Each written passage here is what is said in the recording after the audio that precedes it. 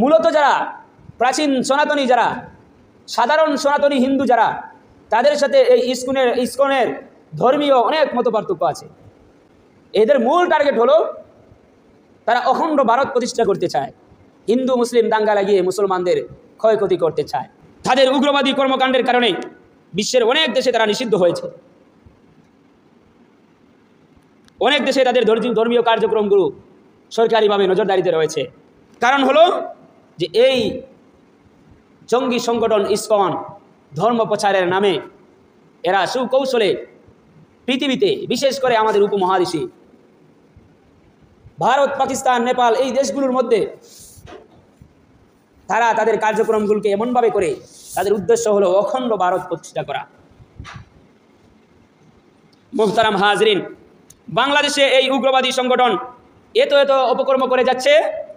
বিগত ফেসিবাদী সরকারের যুগ সাজেশে তাদের ভিত যথেষ্ট মজবুত করে ফেলেছে শাহজালালের এই পুণ্যভূমিতে। বিগত পতিত সরকার এই জঙ্গি সংগঠনকে যথেষ্ট শেল্টারিং করেছে, তাদেরকে যথেষ্ট তাদের কার্যক্রম, তাদের গুড়া মজবুত করার জন্য সহযোগিতা করেছে।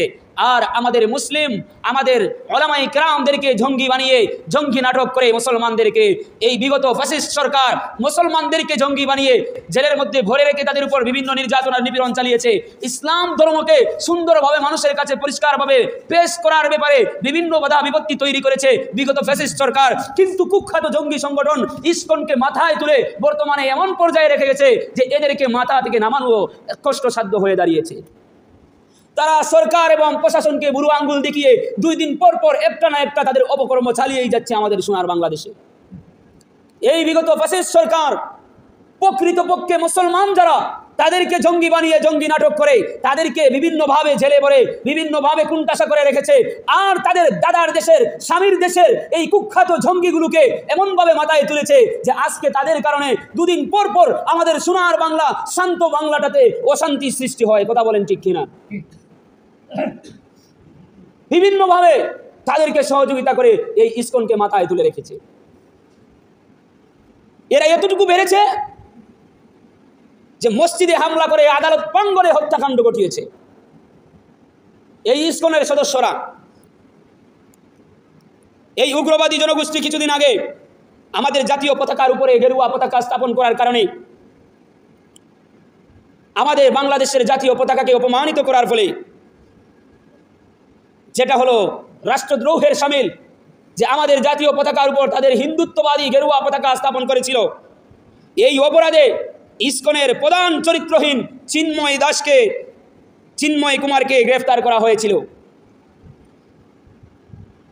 চট্টগ্রাম আদালতে তাকে, সেই চিন্ময়কে হাজির করা হবে জেনে সেখানে ইসকনের সন্ত্রাসী বাহিনী দেশীয় বিভিন্ন অস্ত্র নিয়ে তারা হাজির হয়েছিল।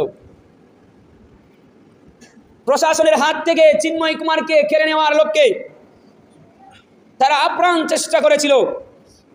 এ সময় তারা মসজিদে হামলা করে এবং মসজিদ ভাঙচুর করে।